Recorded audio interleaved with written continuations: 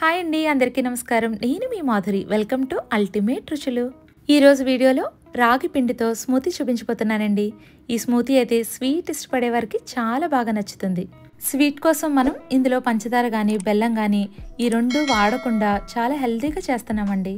సాధారణంగా చాలా మంది రాగి జావ అంటే ఇష్టంగా తాగరు, అవునండి. అలాంటి వారి కోసం చిన్న చిన్న మార్పులతో అందరికీ నచ్చే విధంగా ఈ మిల్లెట్ స్మూతీని అయితే తయారు చేస్తున్నాను.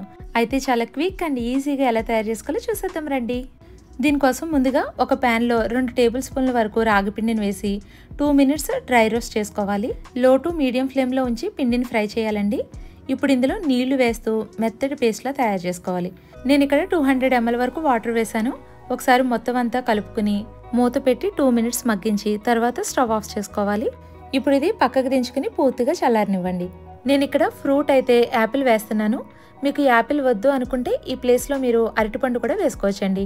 మిక్సీలో నలగడం కోసం చిన్న చిన్న ముక్కలుగా కట్ చేసి 1 కప్పు వరకు వేస్తున్నాను. ఇప్పుడు ఇందులో మనం ముందుగా ఉడికించుకున్న రాగి పిండి, నానబెట్టి పొట్టు తీసుకున్న బాదం పప్పులు 4-5, అలాగే స్వీట్ కోసం 7-8 ఖర్జూరాలు, అరకప్పు వరకు పెరుగు, చివరగా దాల్చిన చెక్క పొడి 1/2 టీ స్పూన్ వరకు వేస్తున్నాను.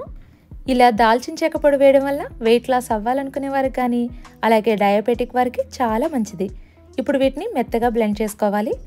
ఇంకా స్వీట్ ఎక్కువగా ఇష్టపడేవారైతే ఇందులో అంజీర్ లేదా ఎండు ద్రాక్షని నానబెట్టుకుని వేసుకోవచ్చు.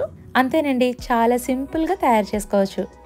ఇప్పుడు ఇందులో ముందుగా నానబెట్టుకున్న సబ్జా సీడ్స్ కానీ చియా సీడ్స్ కానీ వేసుకుని పైన మనకు నచ్చిన డ్రై ఫ్రూట్స్ అన్ని వేసుకుని తీసుకుంటే ఈ ఎండాకాలంలో మన వంటికి చలువ చేసే పర్ఫెక్ట్ స్మూతీ అయితే రెడీ అవుతుంది. ఈ స్మూతీని మీరు బ్రేక్ఫాస్ట్గా తీసుకోవచ్చండి.